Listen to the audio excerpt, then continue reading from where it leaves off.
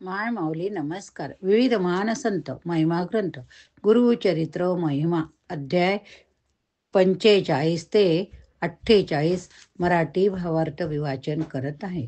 श्रवण केले तर प्रतिक्रियेत श्री गुरुदेव दत्त लिहा. श्री स्वामी समर्थ. अध्याय 45 मराठी भावार्थ. एके दिवशी नंदी नावाचा कोड असलेला एक ब्राह्मण श्री गुरूंच्या दर्शनासाठी मठात आला. प्रथम त्याने तुळजापुराला अंगावरचे कोड जावे म्हणून देवीची 3 वर्ष उपासना केली, आराधना केली, उपवास केले, खूप कष्ट काढले. तेव्हा देवीने त्याला आज्ञा केली, तू चंदला परमेश्वरीच्या दर्शनास जा. त्याप्रमाणे तो चंदला परमेश्वरी स्थानी गेला. तेथे त्याने 7 महिने उपवास परच्चरण केले. तेव्हा त्याला स्वप्नात दृष्टांत झाला की तू गाणगापूरला जा. तेथे त्रिमूर्तीचे अवतार मनुष्य रूप धारण करून वास्तव्य करीत आहेत. तेथे तुझे शरीर चांगले होईल. परंतु तो देवी मातेला म्हणाला, तू सर्वश्रेष्ठ असताना मला मानवाकडे पाठवित आहे. प्रथमच मला तसा आदेश दिला असता तर मी तुझी येथे आराधना करीत बसलो नसतो. तेव्हा तू मला बरे तरी कर, नाही तर मी प्राणत्याग करतो. असे बोलून तो तेथेच धरणे धरून बसला. त्याला स्वप्नात परत तोच दृष्टांत झाला. तेथील सर्व पुजाऱ्यांना तोच स्वप्न दृष्टांत झाला. सर्व पुजारी त्याला म्हणाले, आम्हाला स्वप्न पडले, त्यानुसार तू आता देवीला त्रास देऊ नको, नाहीतर आम्ही तुला येथून बाहेर घालवू. तेव्हा त्याने केलेल्या उपवासाचे पारणे केले, देवीची पूजा केली, तेथून निघाला. गाणगापुरात येऊन तो मठात गेला. श्री गुरु संगमावर आहे असे त्याला शिष्याकडून समजले. तो संगमावर गेला, स्वामींचे दर्शन घेऊ लागला. तो मनात संशय धरून आला असे श्री गुरूंना अंतर्ज्ञानाने समजले. तो त्याला म्हणाले, मनात संशय धरून का आलास? देवीकडून मनुष्याकडे कोणत्या कारणाने तुझे येणे झाले? आपल्या मनातील विचार श्री गुरूंनी ओळखलेले पाहून तो अत्यंत खजील झाला. तो नमस्कार करून क्षमा मागू लागला आणि म्हणाला, स्वामी, मी अज्ञानाने वेढून गेलो होतो, स्वहित जाणत नव्हतो. असे म्हणून त्याने आपले पूर्व आयुष्य व्याधीमुळे होत असलेला त्रास श्री गुरूंना सविस्तर सांगितला. श्री गुरूंनी आपल्या शिष्यांना सांगितले, याला संगमावर घेऊन जा. त्याची जुनी वस्त्रे फेकून त्या स्नान घालून अश्वत्थाला प्रदक्षिणा घालायला सांगा आणि लगेच इकडे भोजनासाठी घेऊन या. तेव्हा सोमनाथ, तो ब्राह्मण असे दोघे त्वरेने संगमावर गेले. तो ब्राह्मण स्नान करून बाहेर आला, तो त्याचा वर्ण पालटला. अश्वत्थाला प्रदक्षिणा घालेपर्यंत सर्व शरीर चांगले कांतिमय झाले. सोमनाथाने त्याची जीर्ण वस्त्रे दूर टाकली. ती जागा तात्काळ क्षार भूमी झाली. नवीन वस्त्रे परिधान करून मठामध्ये स्वामीच्या चरणापाशी आला. तेथे जमलेले लोक विस्मयचकित झाले. नंदीने स्वामींना नमस्कार करून संतोषाने त्याची स्तुती केली. श्री गुरूंनी त्याला सर्व अंग निरखून पाहण्यास सांगितले. तेव्हा अंगावरचे सर्व कोड नाहीसे झाले होते, परंतु पोटरीवर थोडासा डाग होता. तेव्हा श्रीगुरु त्याला म्हणाले, मनुष्य काय करील असा संशय म्हणत तरुण तू आलास, त्यामुळे थोडेसे राहिले.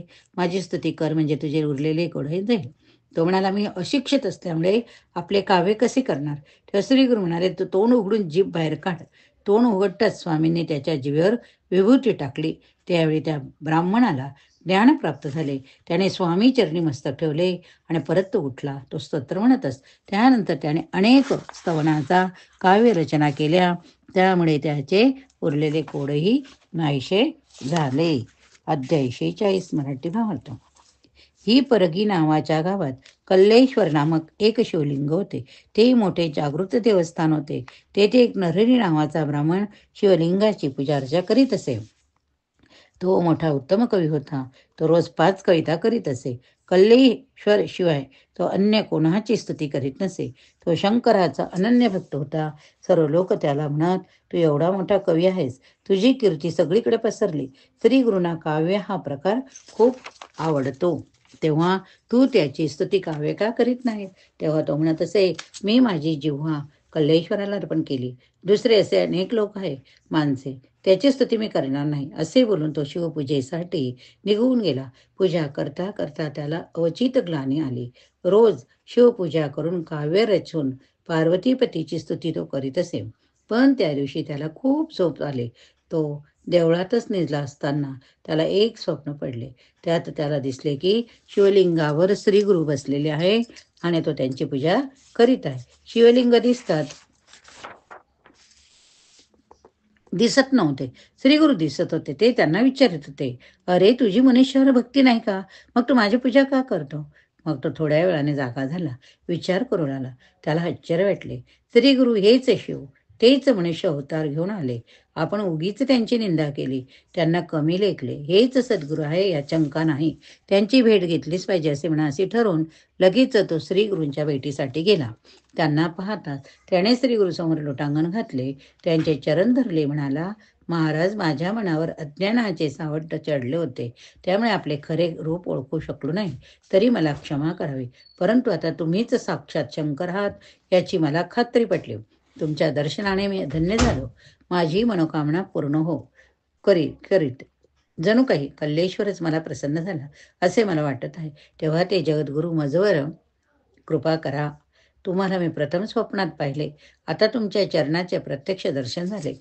माझे अंतःकरण स्थिर झाले. मला तुमच्या शिष्यवर्गात समाविष्ट करून घ्यावे असे म्हणून नरहरीने षोडोपचार त्यांची पूजा करून मानस पूजेचे काव्यमय वर्णन केले. तेव्हा श्री गुरु तत्क्षणी म्हणाले, "लोकांना मी स्वप्नात भेटलो तरच खरा वाटतो. मी येथे प्रत्यक्ष असताना याने माझे स्वप्नातले रूप पूजोपचार आठवून त्यावर कविता रचली." असे सांगून त्या कवीला दान म्हणून वस्त्र दिले. माझ्या दृष्टीने कल्लेश्वर श्रेष्ठ, तू त्यांचीच नित्यसेवा कर, मी तेथे आहे असे श्रीगुरु म्हणाले. तेव्हा नरहरी म्हणाला, तुम्हीच माझे कल्लेश्वर, तुम्हीच त्रिमूर्तीच्या अवतारात, तुमचे पाय आता सोडायचे नाही असा माझा निर्धार आहे.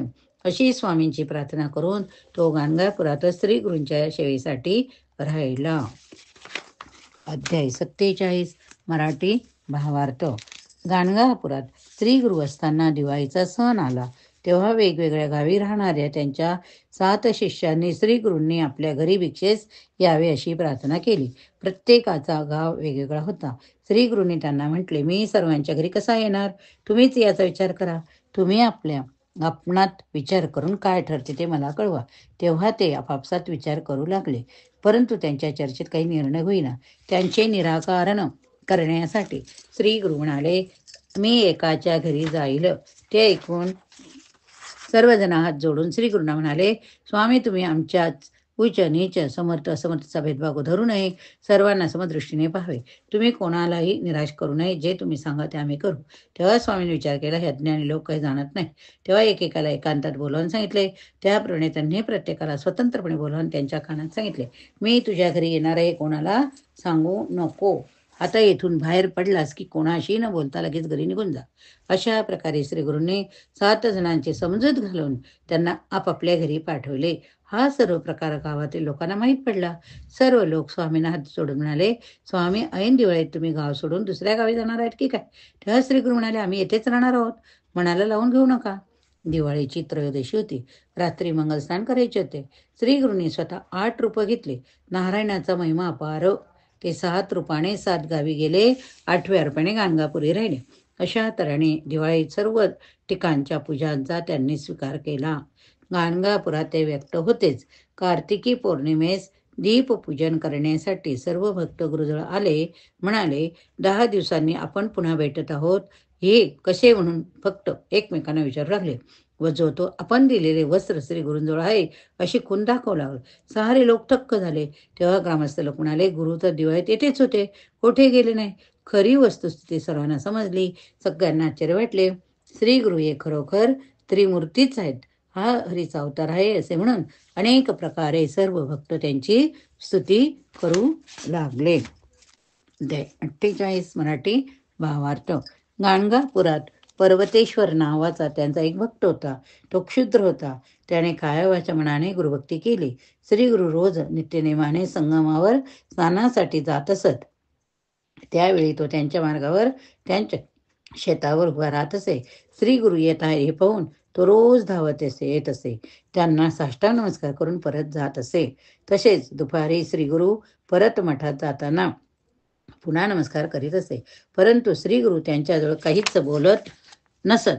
एक दिवस क्षुद्र नमस्कार करण्यासाठी आला. तेव्हा श्री गुरूंनी त्यांना विचारले, तुझ्या मनात काय इच्छा ते सांग. तेव्हा क्षुद्राने विनंती केली, माझे शेत चांगले पिकावे अशी इच्छा आहे. मी शेतात जोंधळे पेरले आहेत. तुमच्या कृपेने पीक चांगले येत आहे. आपण माझ्या शेताजवळ यावे, अमृतमय दृष्टीने पाहावे. तेव्हा श्रीगुरु त्यांच्या शेताजवळ गेले. त्याला म्हणाले, तू जर माझे ऐकणार असला तर सांगतो, माझ्या बोलण्यावर विश्वास ठेवायला हवा. तेव्हा पर्वतेश्वर म्हणाला, स्वामी गुरुवाक्यच मला प्रमाण आहे, दुसरा भावच माझ्या मनात नाही. तेव्हा श्रीगुरूंनी आज्ञा केली, मी संगमावर जात आहे, मध्याह्नी परत येईल, तोपर्यंत सर्व पीक कापून टाक, असे त्या क्षुद्राला सांगून श्रीगुरु संगमावर गेले. क्षुद्र मनात विचार करू लागला की गुरुवचनच आपल्याला प्रमाण आहे. असा विचार मनात करून त्याने लगेच लोक जमवले व तो पीक कापू लागला.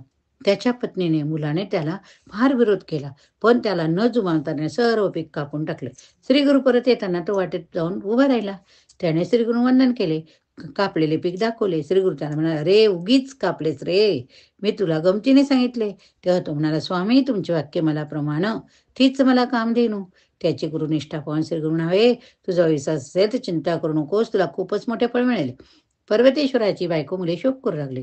आमच्या तोंडचा घास गेला असे म्हणत होते. क्षुद्र लोक सर्वांना समजावून सांगत होता, माझ्या श्री गुरुचे वचन म्हणजे मला काम देणू आहे, तेव्हा तुम्ही काही काळजी करू नका, आपले नुकसान होणार नाही मला माहीत आहे. अशा रीती 8 दिवस गेले. मग चंड थंड वारे वाहू लागले. गावातील सर्व पीक नासले. साऱ्या देशातले पीक थंडीने नष्ट झाले. मूळ नक्षत्र अचानक पाऊस पडून नाश झाला.